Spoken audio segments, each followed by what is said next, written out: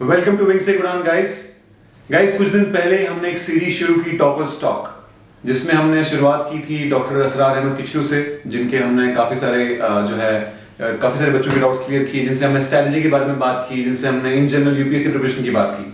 और आज हमारे साथ ऐसे ही एक यूपीएससी क्वालिफायर हैं मिस्टर पार्थ गुप्ता, जिन्होंने यूपीएससी सिविल सर्विसेज एग्जाम 2019 में 240 रैंक लाया है।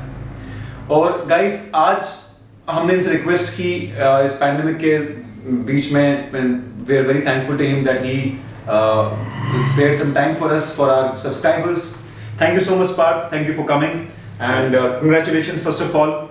Thank you sir, thank you very much for all your wishes And thank you also for doing such a wonderful job guiding the students in the JNK. Actually all the credit belongs to you guys, that you spare your time and you come to institute. Thank you so much. And as far as I know, आपने history में qualify किया है, optional history. और guys जहाँ तक मेरा experience कहता है, हिस्ट्री भी एक बहुत डिफिकल्ट सब्जेक्ट है। जो कॉमन सब्जेक्ट्स हैं public administration, sociology, anthropology, literature, ये कहीं ना कहीं फिर भी कंपैरेटिवली इजियर होते हैं, but history, medical science and engineering के सब्जेक्ट्स लेना बहुत डिफिकल्ट होता है। So I congratulate you once again that आपने हिस्ट्री सब्जेक्ट लेते हुए इतना अच्छा रैंक लाया है। So congratulations and thank you so much for sparing some time for us. Parth, सबसे पहले तो हम ये, मुझे लगता है हमारे सब्सक्राइबर जानना चाहेंगे आपके बैकग्राउंड के बारे में, स्कूलिंग के बारे में, ग्रेजुएशन के बारे में, और प्लीज उसके बारे में बताइए कि आप कहाँ से हैं, जम्मू से, किस जगह, कहाँ से आपकी स्कूलिंग हुई और कैसे ख्याल आया आपको सिविल सर्विस का। तो मैं यहीं जम्मू के रहने वाला हूँ, त्रिकुटा नगर का, और मेरी schooling MHSC school Nagbani Jammu में हुई है 12th तक। उसके बाद मैंने बीटेक की है इलेक्ट्रॉनिक्स एंड कम्युनिकेशन में NIT हमीरपुर, हिमाचल प्रदेश से। 2014 में बीटेक करने के बाद मैंने सैमसंग में 2 साल जॉब की है एज अ सॉफ्टवेयर इंजीनियर। और उसके बाद जब मुझे, क्योंकि होता ही है ऑलमोस्ट सभी जो यूथ होते हैं उनको एक क्लैरिटी नहीं होती है उसके करियर को लेके, तो जब क्लैरिटी आई धीरे धीरे, तो I resign from my job and I started preparing for civil services. और ये एक बहुत ही लंबी जर्नी रही है, और मैंने 5 अटेम्प्ट, ये मेरा 5th अटेम्प्ट था इस बार, और इस दौरान काफ़ी फेलियर्स का भी सामना किया है, और काफ़ी ऐसे मेमोरेबल मोमेंट्स भी आए थे अपने फ्रेंड्स के साथ। तो अब फाइनली अच्छा लग रहा है कि finally I have something to show that ये जर्नी फाइनली एक अच्छे एंड पे आके रुकी है। अच्छा बात, जहाँ तक बात की जाए इंजीनियरिंग को, तो कहते हैं लोग कि इंजीनियरिंग लोग करते हैं इसलिए कि वो सोच सकें उनको लाइफ में करना क्या है। आपके पास एक स्टेबल जॉब थी, एक मल्टीनेशनल कंपनी सैमसंग में आप एक सॉफ्टवेयर इंजीनियर थे। It's a very good paying job because many of my friends are also in Samsung, so I know it's a very good paying job, very good perks. You were in one of the, I would say Silicon Valley of the India, Bangalore में आप थे। और motivation generally ऐसे important example तब आता है जब आपके पास एक स्टेबल करियर नहीं हो, पर आपके पास एक स्टेबल करियर भी था, एक बहुत अच्छी जॉब भी थी, पर्क्स भी थे। उसके बाद कैसे मोटिवेशन आया कि आप सिविल सर्विस के लिए प्रिपेयर करें? देखिए एक्चुअली क्या होता है कि whatever we want in life and whatever we get, there is always a gap. तो हमेशा हमें लगता है कि यार we can do much more. तो क्या हुआ कि जब सैमसंग में मैं था, तो फर्स्ट ईयर मेरा सैमसंग में जो मैं कर रहा था, it was very very interesting work. तो जहाँ पे मुझे लग रहा था कि इट वॉज कोर R&D, और हमारी टीम भी मतलब काफ़ी ऐसे प्रोजेक्ट्स पे काम कर रही थी जो कोरिया से डायरेक्ट वहाँ लिंक था। बट सेकेंड ईयर, क्योंकि वहाँ पे उस समय सैमसंग थोड़ा लॉस से गुजर रही थी, तो R&D पे इतना फोकस नहीं था, तब कमर्शलाइजेशन पे ज़्यादा फोकस था, खासकर इंडिया में। तो I realise the kind of work जो यहाँ पे हो रहा है और जो US में या कोरिया में जो होता है, जो इनके हेडक्वार्टर्स हैं, तो इट इज़ क्वाइट डिफरेंट। तो अगर मुझे इंडिया में मतलब ऐसे ऐसे काम के लिए कुछ स्कोप क्रिएट करना है, तो ये बहुत ज़रूरी है कि गवर्नमेंट को कुछ ऐसी पॉलिसी बनानी चाहिए, जो अब गवर्नमेंट बना भी रही है। तो मुझे ये था कि मैं इस लेवल पे कुछ कंट्रीब्यूट कर सकता हूँ क्या। और उस समय ये था कि मेरे जो मेरे 1-2 फ्रेंड्स थे, वो भी क्योंकि वो कुछ 1-2 अकेडमीज़ में जा रहे थे, तो उनके थ्रू मेरा कांटेक्ट हुआ हमारे जो मेरे सर हैं गोपाल कुमार सर, उनसे। तो धीरे धीरे मेरा इस तरफ रुझान बढ़ा, थोड़ा सिविल सर्विसेज की तरफ। मैंने पहले सोचा नहीं था कि सिविल सर्विसेज में जाऊँगा, तो धीरे धीरे उस तरफ गया, और फिर मुझे लगा कि यार मैं ये कर सकता हूँ, थोड़ा एक्सप्लोर कर सकता हूँ। तो फाइनली जब मुझे ये लगा, तो फिर मैंने एक मन बना लिया कि यार अब इस तरफ जाना है, तो फिर let's resign and then prepare. तो मुझे कभी भी ये नहीं लगा था यार कि एक स्टेबल करियर से अनस्टेबल की तरफ, मुझे हमेशा ये लग रहा था कि whatever I want in the long run, मुझे उस तरफ जाना है। तो एट द एंड हमें यही चूज करना होता है कि हमें एट द लॉन्ग रन में क्या चाहिए। बिल्कुल, यानी आप कह रहे हैं कि मतलब कहीं ना कहीं जहां तक मनी की बात की जाए, that is not the only thing. You earn a good money, you had a good package and plus it was a very well reputed company, but आपका जो जॉब प्रोफाइल जो आपको चाहिए था, जो आई गेस शायद चैलेंजेस थे, जो R&D में इंसान को चैलेंजेस फेस करने थे, वो अगर आपको मिल जाता तो शायद आप कंटिन्यू करते। बट देन यू थॉट नहीं, वो चैलेंजेस नहीं मिल रहे, and finally you thought what else is there that is challenging, that is even more challenging. Am I right to say that? It can be said in that way also, या क्योंकि अगर challenges नहीं हो इंसान को तो काफी एक ऐसे मोनोटोनस सा लगता है। तो खैर ये जर्नी भी काफी चैलेंजिंग रही है, तो हाँ ये कह सकते हैं। सो डॉक्टर असरार से भी हमने जब बात की थी, और मैं आपसे भी ये क्वेश्चन पूछना चाहूंगा, जब आपकी प्रिपरेशन शुरू हुई तो आज से कोई 3-4 साल पहले की बात है, तो जब आप जॉब में थे, तो बाद में आपने फाइनली रिजाइन करने के बाद फुल फ्लेज प्रिपरेशन शुरू की। तो काफी सारे स्टूडेंट्स जम्मू एंड कश्मीर में भी ऐसे होंगे जो जॉब्स में होंगे या फिर जो अभी अपनी ग्रेजुएशन कंप्लीट कर रहे होंगे, और जिनके पास शायद कोचिंग के लिए टाइम नहीं या फिर फाइनेंशियल रिसोर्सेज नहीं है। तो क्या आज के टाइम पे घर बैठकर प्रिपेयर करना पॉसिबल है इस एग्जाम के लिए? देखिए एक्चुअली घर बैठ के प्रिपेयर करना तो मैं खुद भी इतना मतलब उस चीज़ में नहीं बिलीव करता था, क्योंकि घर बैठ के we have other kind of distractions, हमारे पास और वीकनेसेस होती है, क्योंकि घर बैठ के you have other commitments at home. तो ये है कि आप ऐसी जगह पे जाओ जहाँ पे आप मतलब और डिस्ट्रैक्शंस ना हो, घर वाले और आपके फ्रेंड्स वगैरह कम। आप ऐसे एक एनवायरनमेंट में जाओ जहाँ पे लोग भी प्रिपेयर कर रहे हैं आपस में, जैसे दिल्ली में लोग जाते हैं या और कई जगह, यहाँ जम्मू में भी अगर आप जा रहे हो तो इट्स नॉट, आप अपने घर पे मत रहो, मैं तो ये प्रेफर करूँगा लोगों को कहना। और उसके अलावा जहाँ तक स्टडी मटेरियल्स की बात है तो किताबें तो अवेलेबल हैं ही, उसके अलावा आजकल तो वीडियोस वगैरह सब कुछ अवेलेबल है, तो कोचिंग की आपको ज़रूरत नहीं है। हाँ लेकिन टेस्ट सीरीज़ इंपॉर्टेंट है, उसमें भी प्रीलिम्स की टेस्ट सीरीज़ इंपॉर्टेंट नहीं है क्योंकि वो आपको मिल जाती है, अवेलेबल हो जाती है ऑनलाइन। आप मेंस की टेस्ट सीरीज़ ज़रूर ज्वाइन कीजिए, क्योंकि उसमें आपकी जो इवैल्यूएशन होती है उससे आपको पता चलता है कि आप कहाँ गलतियाँ कर रहे हैं। तो वो चीज़ मैं कहूँगा आपको करनी पड़ेगी कहीं किसी इंस्टीट्यूट वगैरह में। और आजकल कुछ ऐसे इंस्टीट्यूट्स हैं जो आपको फ्री में डेली राइटिंग प्रैक्टिस करवाते हैं, तो अगर आप वो उसका फ़ायदा ले लेते हैं तो आप वहाँ पर भी अपना जो फाइनेंशियल कंस्ट्रेंट्स हैं उसको ओवरकम कर सकते हैं। तो ये तो है, कंस्ट्रेंट्स तो हर एक के लिए हैं कुछ ना कुछ, पर आपको उनसे उभरने के लिए थोड़ी स्ट्रैटेजी बनानी पड़ेगी। पर क्योंकि आजकल कंपटीशन इतना है तो जो आपको इस तरह के वीडियोस वगैरह मिल रही हैं तो उसके साथ साथ एक कंपटीशन भी बढ़ रहा है। बिल्कुल, तो आपको दोनों चीज़ों को बैलेंस करना पड़ेगा। तो मैं तो यही कहूँगा कि आपको थोड़ा क्या बोलते हैं, थोड़ा सा एक्सप्लोर ज़्यादा करना पड़ेगा अपना जो भी अपॉर्चुनिटीज़ हैं आपके आगे पीछे। पर आपने डिस्ट्रैक्शंस की बात की, मुझे लगता है पंकज सर से काफ़ी सारे स्टूडेंट्स ने डिस्ट्रैक्शंस के बारे में बात की थी, तो मैं चाहूँगा कि पंकज सर आप जो स्टूडेंट्स ने पुट फॉरवर्ड किया था question. First of all congratulations Parth, आप एक रोल मॉडल भी रहे हैं हमारे। विश्वेश सर ने आपसे पूछा और मैं भी आपसे पूछना चाहूँगा, हमारे बहुत सारे सब्सक्राइबर्स का एक सवाल रहता है कि जैसे आप यूपीएससी की तैयारी कर रहे हो और ये बहुत मोनोटोनस देखा जाता है, काफ़ी इसमें आपको वर्क करना है, बहुत समय भी देना पड़ता है कई बार, तो ये डिस्ट्रैक्शंस जो है वो बहुत ज़्यादा तंग करती है हमारे जो भी जो पढ़ाई कर रहे हैं यूपीएससी की या कोई भी एग्जामिनेशन। जैसे मैं आपसे पूछूंगा, आप भी सैमसंग में 1 साल आई थिंक जॉब करके आए, 2 साल जॉब करके आए, और सैमसंग में जॉब करने के बाद बहुत अच्छा ब्रांड है, वहाँ जॉब करने के बाद आपने वो छोड़ा, आपको डिस्ट्रैक्शंस वहाँ पर भी आई होगी। आई थिंक काफ़ी रिलेटिव्स होते हैं, आपके फ्रेंड्स होते हैं, आपको बोलते हैं आपने ये जॉब इतनी अच्छी छोड़ी है। वो टाइम में आपने कैसे कोप अप किया? क्योंकि हमारे बहुत सारे सब्सक्राइबर्स हैं, उनको ये एक सवाल उनका कॉमन सा रहता है कि डिस्ट्रैक्शन से हमें कोप अप कैसे करना है, चाहे वो रिलेशनशिप के डिस्ट्रैक्शंस हो या कुछ और भी हो, क्योंकि बहुत छोटी एज में, यंग एज में आप तैयारी करना शुरू हो जाते हो यूपीएससी की।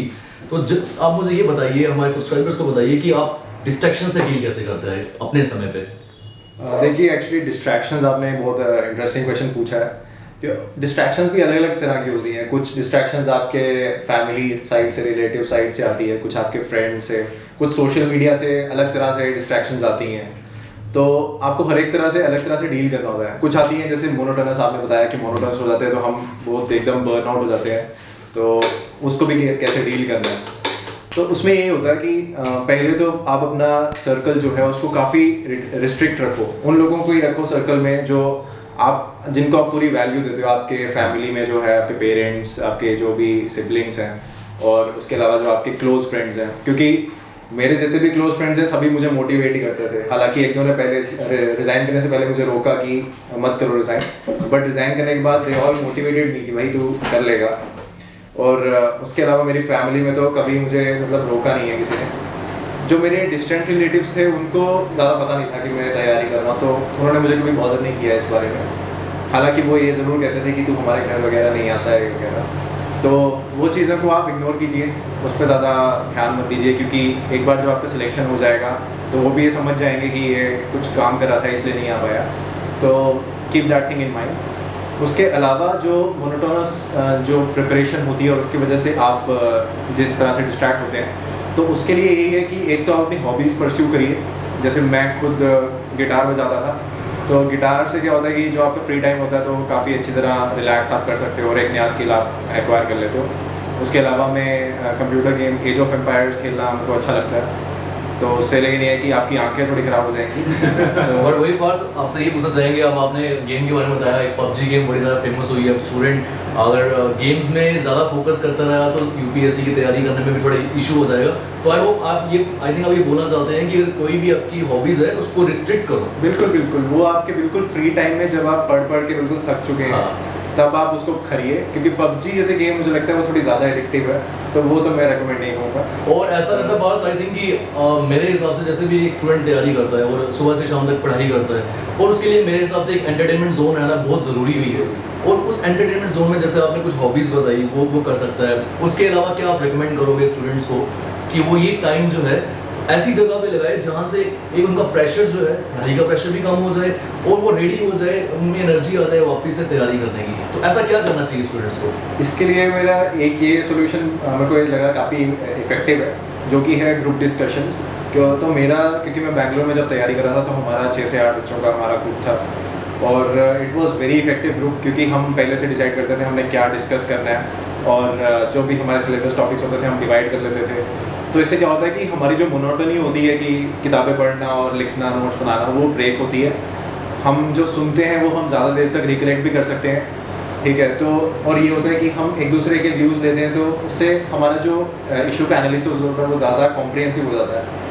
तो ये ग्रुप स्टडी का जो टेक्निक है ये काफ़ी ज़्यादा अच्छी है, आपके मोनोटोनी को भी ब्रेक कर देगा और आपके डिस्ट्रैक्शंस को भी कम करेगा, और आपकी जो बॉन्डिंग होगी अपने जो प्रिपरेशन कर रहे हैं दोस्त आपके, उनके साथ वो भी ज़्यादा अच्छी हो जाएगी। और मैं आपको एक बात ज़रूर बोलना चाहूँगा, जैसे हाल ही में हम देख रहे हैं, इससे पहले ऐसा नहीं होता था कि यूपीएससी के लिए जो स्टूडेंट्स अप्लाई करते थे या एलिजिबल तो होते थे, बट फिर भी बहुत कम स्टूडेंट्स अप्लाई करते थे। और इस बार ऐसा हुआ है कि 1-2 साल से जेएनके से काफ़ी अच्छी सिलेक्शन आना शुरू हो गई है, और आप रोल मॉडल रहते हैं हमारे जेएनके स्टूडेंट्स को मोटिवेट करने के लिए। मैं चाहूँगा, अभी भी बहुत सारे ऐसे स्टूडेंट्स हैं जिनको समझ नहीं आ रहा है कि क्या हमें यूपीएससी के लिए जाना चाहिए। आप उनको कुछ ऐसा बताइए कि क्या उन्हें यूपीएससी के लिए जाना चाहिए, और अगर जाना चाहिए तो शुरुआत कहाँ से करनी चाहिए? बीइंग अ बिगिनर एक स्टूडेंट को कहाँ से शुरुआत करनी चाहिए?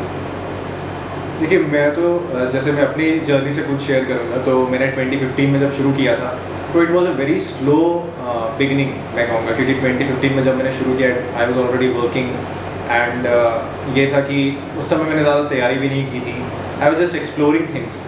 तो मैंने उस समय अपना मन नहीं बनाया था कि मैं इस फील्ड में जाना चाहता हूँ। तो अभी जो स्टार्ट कर रहे हैं उनको भी पहले ये सोचना बहुत ज़रूरी है कि वो क्यों जाना चाहते हैं इस फील्ड में, क्योंकि ये चीज़ है जब आप कोई फेलियर एनकाउंटर करेंगे तो उस समय यही चीज़ है जो आपको गाइड करेगी। तो जैसे कि मैंने 2017 और 18 में जब मैंने इंटरव्यू दिया था और मेरा सिलेक्शन फाइनली नहीं हुआ, तो बुरा तो लगता है, बट ये है कि आपको एक गाइडिंग फोर्स होनी चाहिए आप में, तो वो आपको थोड़ा 1 हफ्ता तो आप थोड़ा फील करोगे, पर उसके बाद आपको दोबारा बाउंस बैक करना है, और प्रीलिम्स भी आपका थोड़े टाइम बाद होता है, तो उसके लिए आपको ये सब होना चाहिए, आपके अंदर एक मोटिवेटिंग फोर्स होनी चाहिए। बहुत जैसे शोएब साहब ने मुझे बताया, आपका ऑप्शन जो था वो हिस्ट्री सब्जेक्ट था, और आई थिंक हिस्ट्री सब्जेक्ट जो है वो एक इंजीनियर के लिए, आपने एनआईटी हमीरपुर से इंजीनियरिंग भी करी हुई है, तो इंजीनियर के लिए मुझे लगता है शायद ऐसा डिफिकल्ट है कि आप एकदम आपने चेंज लाया और हिस्ट्री की तरफ गए। तो क्या रीज़न रहा इसके पीछे जिसने आपको मोटिवेट किया कि एक हिस्ट्री सब्जेक्ट रखना है? और वो डिफिकल्ट भी माना जाता है, इतना स्कोरिंग भी नहीं है, और हमारे सब्सक्राइबर्स या स्टूडेंट्स ये चाहते हैं आपसे पूछना कि उनको किस तरह से किसी भी ऑप्शनल सब्जेक्ट को चूज़ करना चाहिए। आप कुछ उनको बताइए कि वो ऑप्शनल जो है, मेनली ऑप्शनल, उसके पीछे उनकी जो भी क्लैरिटी है वो उनको मिले। देखिए, तो पहला जो क्वेश्चन है आपका हिस्ट्री ऑप्शनल से रिलेटेड, तो पहले जब मैंने भी चूज़ नहीं किया था इनिशियली आई थॉट कि मुझे इलेक्ट्रिकल इंजीनियरिंग लेना चाहिए क्योंकि उसमें काफ़ी सारे सब्जेक्ट्स मेरे ईसी इलेक्ट्रॉनिक्स से रिलेटेड थे। तो बट फाइनली मुझे एक दो लोगों ने जिन्होंने इलेक्ट्रिकल इंजीनियरिंग ऑप्शनल लिया था उन्होंने गाइड किया कि इट इज़ डिफ़िकल्ट और बहुत कम लोगों का सिलेक्शन होता है इससे। तो फाइनली क्योंकि हिस्ट्री ऑप्शनल लेने का मेरा मेन रीज़न ये था कि मेरे जो ग्रुप था उसमें ऑलरेडी 3 लोग ऐसे थे जिनका हिस्ट्री ऑप्शनल था और वो ऑलरेडी उन्होंने अच्छी पढ़ाई की थी उसमें। तो उनके साथ मैं डिस्कस करता था तो मेरा एक ब्रॉडर व्यू पॉइंट बनता था चीज़ों को लेके और मुझे चीज़ें ज़्यादा याद भी रहती थी और उनकी गाइडेंस भी मिल जाती थी। तो मैं यही कहूँगा कि अगर किसी को ऑप्शनल जब चूज़ करना है तो आपको ये देखना पड़ेगा कि आपके पास रिसोर्सेज अवेलेबल हैं, आपका पीयर ग्रुप अवेलेबल है और उस ऑप्शनल की स्ट्रैटेजी क्या है पिछले कुछ सालों में। जैसे कि कुछ लोग कहते हैं कि PSIER और एंथ्रो का आजकल अच्छा चल रहा है स्कोर, तो आप देख लो कि आप कौन सा ऑप्शन लेना चाहते हो। पर ये है कि आपको एक इंटरेस्ट भी होना चाहिए उस ऑप्शनल को लेके। जैसे हिस्ट्री जब मैंने लिया था तो initially I found it very difficult to write answers, subjective answers, क्योंकि इंजीनियरिंग में we are not subjected to write such answers, हमारे ऑब्जेक्टिव आंसर्स होते हैं काफ़ी। तो हिस्ट्री में आपको व्यू पॉइंट्स क्रिएट करने होते हैं डिफरेंट, आपको पैराग्राफ्स में लिखना होता है, तो it was difficult. But over time मुझे रियलाइज़ हुआ कि history is as objective as engineering. इसमें भी आपको अपने व्यू पॉइंट्स देने होते हैं, आपको रैशनल व्यू पॉइंट्स देने होते हैं। तो अब मुझे ये लगता है कि हर ऑप्शनल में आपको एफर्ट मारना पड़ेगा, हर ऑप्शनल में आपको हार्ड वर्क करना है और हर ऑप्शनल में कुछ ना कुछ वीकनेसेस हैं। तो go by whatever is your strength. और उसमें मैं किसी ऑप्शनल का आपको नाम नहीं लूँगा, मैं यही कहूँगा कि आप एक्सप्लोर कीजिए, पिछले साल के मार्क्स भी ज़रूर देखिए, टॉपर्स को देखिए, उनकी क्या स्ट्रैटेजी रही है। और लोग ज़्यादा ये सजेस्ट करते हैं कि NCERT पढ़िए या किसी एक ऑप्शनल की एक क्लास देख लीजिए, तो अब तो वीडियोस भी अवेलेबल हैं, तो आप एक वो क्लास देख के आप ये देख सकते हैं कि आपको कौन से ऑप्शनल में इंटरेस्ट आ रहा है। और से एक सवाल बहुत इंपॉर्टेंट है, बहुत ज़्यादा इंपॉर्टेंट। मैं खुद भी CSAT का टीचर हूँ, सिविल सर्विस एप्टीट्यूड टेस्ट, और मैं तो अपने एंड पे बच्चों को बताता हूँ कि आपको उसके लिए किस तरह से क्या स्ट्रेटजी बनानी है, मैथ्स, क्वांट है, रीजनिंग है या इंग्लिश है, किस तरह से आपको फोकस करना है। बट मैं चाहूँगा बिकॉज आपने क्वालिफाई भी किया हुआ है और आप बच्चों को एक बहुत अच्छी भी अप्रोच बता सकते हो, आपने क्या अप्रोच रखी है, आपकी क्या स्ट्रेटजी थी CSAT को क्वालिफाई करने के लिए, तो ये आप थोड़ा सा बच्चों को बताइएगा। सो CSAT एक्चुअली जब मैंने स्टार्ट किया 2015 में, एक्चुअली 2014 में CSAT के मार्क्स होते वो काउंट होते थे, तो that time it was very very important exam. But 2015 में it was made a qualifying paper. तो उस समय मतलब मैंने इतनी प्रैक्टिस कर ली थी, खासकर क्वांटिटेटिव एप्टीट्यूड की, तो मुझे ये था कि हो ही जाएगा। और मैं यही कहूँगा लोगों को कि आप अगर CSAT पेपर दे रहे हैं तो अपना जो मैथ्स है, क्वांटिटेटिव एप्टीट्यूड है, उसको अच्छा रखिए। उसमें CSAT का लेवल इतना हाई भी नहीं होता है, बिल्कुल। तो आप अपना अगर मैथ्स का अगर स्टैंडर्ड हाई रखेंगे तो आप इजीली जो 33% की कट ऑफ है उसको क्लियर कर लेंगे। उसके अलावा जो पैसेजेस होते हैं वो थोड़े ट्रिकी होते हैं, तो उसमें भी लेकिन कुछ पैसेजेस होते हैं जो बहुत ईजी होते हैं, तो go for those easy passages. तो यही है कि एग्ज़ाम टाइम पे आप अपना टाइम मैनेजमेंट अच्छा कीजिए, 2 घंटे को अच्छे मैनेज कीजिए, जो भी आसान क्वेश्चन है उनको अटेम्प्ट करने की कोशिश कीजिए। और सर मैं आपसे ये भी पूछना चाहूँगा, जैसे आपने CSAT का एग्जामिनेशन दिया, क्या आप बच्चों को बता सकते हैं कि आपने आउट ऑफ 80 क्वेश्चंस आपने कितने CSAT में क्वेश्चंस जो है उन्हें अटेम्प्ट किया था? मतलब एक स्टूडेंट की एक सवाल रहता है कि हम कितने क्वेश्चंस को करके आए CSAT में, ताकि हमारे पास एक सेफ स्कोर हो और हमें लगे कि हाँ भाई हमारा एग्जाम जो है क्वालिफाई हो जाएगा। तो आपके एंड पे आप बच्चों को बताइए कि एक सेफ स्कोर और आपने कितना अटेम्प्ट किया था CSAT में। I am not exactly remembering कि कितना किया था, बट जैसे 40-40 का ब्रेकेज होता है, उसमें 40 क्वांटिटेटिव और 40 पैसेजेस होते हैं क्वेश्चन रिलेटेड टू पैसेजेस। तो 40 क्वांटिटेटिव में से मैंने अराउंड 37-38 अटेम्प्ट किए थे और पैसेजेस में से मैंने अराउंड 22-23 इतने क्वेश्चन अटेम्प्ट किए थे। तो you can think it is about 60 around that. तो आई थिंक आपको जो भी हमारे सब्सक्राइबर्स हैं, एक सवाल रहता था उनका कि CSAT जो है इसको आपने कैसे हिट करना है। तो जैसे आपको पार्थ ने बताया और मैं आपको कई देर से बताते आ रहा हूँ कि ऐसा ज़रूरी नहीं है कि out of 80 questions you have to go for all the questions. You can simply skip 20 questions और 25 क्वेश्चंस। आप अगर 50 to 60 क्वेश्चंस भी अगर आप हिट करते हैं और आपको लगता है ऐसा कि वाकई में, जैसे पार्थ ने बताया क्वांट में इनका कहना है, रीजनिंग भी है आपका और मैथ्स भी है, तो अगर आपने इन दोनों के ऊपर अच्छी पकड़ बनाई है, इंग्लिश में आप कुछ क्वेश्चंस भी करते हो, तो भी आपका सिविल सर्विसेज एप्टीट्यूड टेस्ट जो है जिसे CSAT बोलते हैं वो क्वालिफाई होगा।